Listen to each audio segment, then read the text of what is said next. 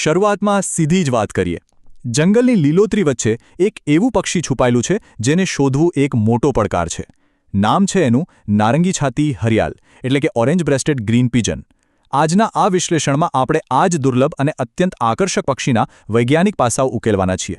આ વિશ્લેષણ પ્રકૃતિ અભ્યાસુ પ્રણયના ગુજરાતમાં જોવા મળતા તમામ 600થી વધુ પક્ષીઓનો વૈજ્ઞાનિક પરિચય આપતા 7 ખંડોમાં પથરાયેલા વિહંગ વિશ્વ ગુજરાતની પક્ષી સંપદા નામના મહાગ્રંથના મૂળ લેખના આધારે તૈયાર કરવામાં આવ્યું છે. લેખકના ક્ષેત્રકાર્ય, વૈજ્ઞાનિક સંશોધનો અને સંદર્ભ સાહિત્યના ઉપયોગથી માહિતીને વૈજ્ઞાનિક રીતે સચોટ બનાવવા પૂરતો પ્રયત્ન કરવામાં આવ્યો છે. આમ છતાં આ એક AI જનરેટેડ વિડિયો હોવાથી જો કોઈ ક્ષતિ રહી ગઈ હોય તો તેને ક્ષમ્ય ગણવા અને કોમેન્ટ દ્વારા ધ્યાન પર લાવવા વિનંતી. ચાલો આમાં ઊંડા ઉતરીએ.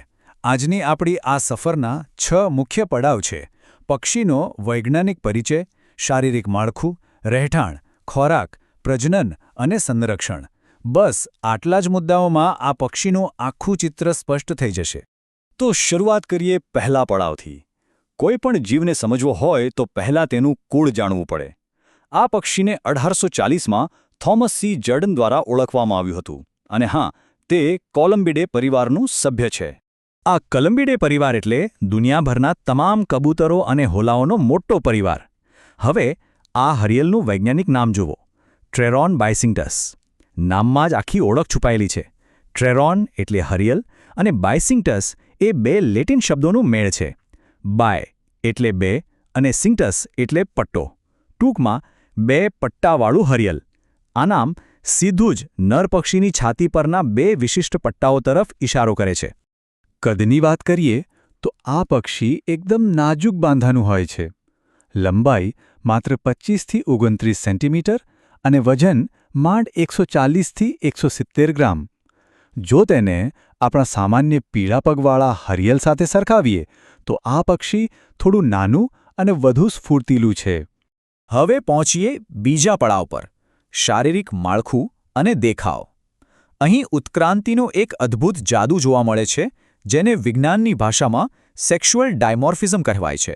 હવે આ માહિતીમાં સૌથી રસપ્રદ બાબત એ છે કે નર અને માદા પક્ષી દેખાવમાં એકદમ અલગ હોય છે. નર પક્ષી બહુ જ આકર્ષક હોય છે. એનું માથું આછું વાદળી રાખોડી અને છાતી પર પેલા 2 ખાસ પટ્ટા હોય છે.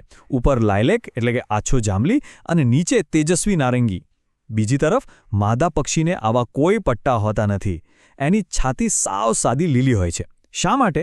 કારણ કે માળો બાંધતી વખતે શિકારીઓથી બચવા માટે માદાનું આ કેમોફ્લાજ એટલે કે છદ્માવરણ બહુ જ કામ લાગે છે. એક તરફ આકર્ષણ અને બીજી તરફ રક્ષણ. આ પક્ષીની ઓળખ પાક્કી કરવી હોય તો બીજી પણ કેટલીક નિશાનીઓ છે. એની ચાંચ આછી લીલાશ પડતી વાદળી હોય છે અને મૂળમાં લાલ રંગ હોય છે. પણ સૌથી મોટી ઓળખ છે એના પગ. આ પક્ષીના પગ ટૂંકા અને તેજસ્વી લાલ કે ગુલાબી રંગના હોય છે. આ લાલ પગ જ તેને સામાન્ય પીળા પગવાળા હરિયલથી સાવ અલગ પાડે છે. અને હા, પૂંછડીના છેડે એક રાખોડી પટ્ટો પણ સ્પષ્ટ દેખાય છે. હવે આગળ વધીએ ત્રીજા વિભાગ તરફ: ભૌગોલિક વિતરણ. એશિયાના મોટા જંગલોથી લઈને આપણા ગુજરાત સુધી આ પક્ષીનો વ્યાપ કેવો છે તે સમજીએ. ભૌગોલિક રીતે આ પક્ષીનો વિસ્તાર ઘણો મોટો છે. હિમાલયની તળેટીથી માંડીને દક્ષિણ ભારતના વિસ્તારો સુધી તે ફેલાયેલું છે. ભારત ઉપરાંત મ્યાનમાર, થાઇલેન્ડ અને દક્ષિણ પૂર્વ એશિયામાં પણ તે વ્યાપક છે. ખાસ કરીને સદાહરિત જંગલો, ભેજવાળા જંગલો, વાંસની ઝાડીઓ અને દરિયાકાંઠાના વૃક્ષો તેને બહુ પસંદ છે. ભારતમાં તો આ પ્રજાતિ કાયમી નિવાસી છે. પરંતુ એશિયામાં ભલે તે ગમે ત્યાં જોવા મળતું હોય, ગુજરાતમાં તે અત્યંત દુર્લભ છે. બહુ જ ઓછા જોવા મળે છે. અહીં ગુજરાતમાં તે માત્ર દક્ષિણના ભેજવાળા પટ્ટામાં એટલે કે ડાંગ જિલ્લો અને પશ્ચિમ ઘાટના ગાઢ જંગલોમાં જ સીમિત છે. કારણ સ્પષ્ટ છે: તેને જીવંત રહેવા માટે મોટા, ઘેઘૂર અને ફળોથી લદાયેલા વૃક્ષો જોઈએ, જે ગુજરાતમાં માત્ર આટલા જ વિસ્તારમાં મળે છે. ચાલો આગળ વધીએ અને જોઈએ કે આ રહેઠાણની બાબત તેના વર્તન સાથે કેવી રીતે જોડાય છે. ચોથો વિભાગ: ખોરાક અને કેનોપી એટલે કે વૃક્ષોની છત્રછાયામાં વીતતું જીવન. આ પક્ષી સંપૂર્ણપણે ફ્રુગીવોર એટલે કે ફળાહારી છે. અંજીર, નાના ફળો અને બેરી તેનું મુખ્ય ખોરાક છે. તેનું આખું જીવન ઝાડની સૌથી ઊંચી ડાળીઓ પર જ વીતે છે. તે જમીન પર ભાગ્યે જ ઉતરે છે. ખાતી વખતે તો આ પક્ષી ગજબના ખેલ કરે છે. ઊંધા લટકીને ફળ ખાવા એ તો એના માટે રમતવાત છે. અને તેનું લીલું શરીર વૃક્ષોના પાંદડામાં એવું તો ભળી જાય છે કે ગમે તેટલા રંગીન પટ્ટા છાતી પર હોય તોય તેને નરી આંખે ઝાડ પર શોધવું લગભગ અશક્ય બની જાય છે. અને હા, આ પક્ષીઓ ખૂબ જ સામાજિક હોય છે, મોટાભાગે નાના ટોળાઓમાં ફરે છે. જો તેને જોઈ ન શકો તો કદાચ સાંભળી જરૂર શકશો. તેનો અવાજ એકદમ મધુર, ઘેરો અને સીટી વાગતી હોય તેવો હોય છે, જાણે કૂ કૂ કૂ. ખાસ કરીને સવાર અને સાંજના સમયે જંગલના શાંત વાતાવરણમાં આ અવાજ એકદમ સ્પષ્ટ સંભળાય છે. હવે આવીએ 5મા વિભાગ પર, પ્રજનન અને આયુષ્ય. જંગલના અસ્તિત્વને ટકાવી રાખતું એક અગત્યનું ચક્ર. પ્રજનન ઋતુમાં પેલી શારીરિક રચના જેની આપણે આગળ વાત કરી હતી તે કામે લાગે છે. નર પક્ષી માદાને આકર્ષવા માટે પોતાની છાતી પરના તેજસ્વી જાંબલી અને નારંગી પટ્ટાઓનું જોરદાર પ્રદર્શન કરે છે. એકવાર જોડી બની જાય એટલે બંને ભેગા મળીને ઝાડની ઊંચી ડાળીઓ પર એકદમ હળવો અને પાતળો માળો બનાવે છે. આ જ માળામાં માદા સામાન્ય રીતે 2 સફેદ ઈંડા મૂકે છે અને નવી પેઢીની શરૂઆત થાય છે.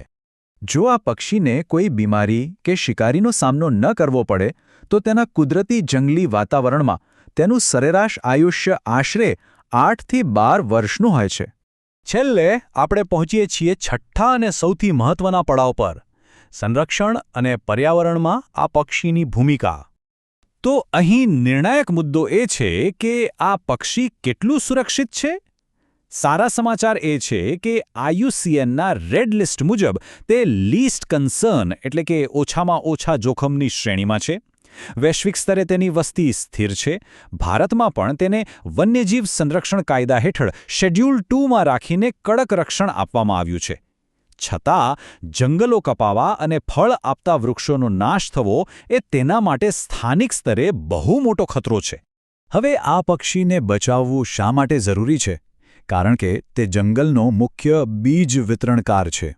આ હરિયલ ફળોને આખા ગળી જાય છે. પછી જ્યારે તે જંગલમાં દૂર સુધી ઉડે છે ત્યારે તેની અઘાર સાથે આ બીજ જમીન પર પડે છે અને નવા વૃક્ષોનો જન્મ થાય છે.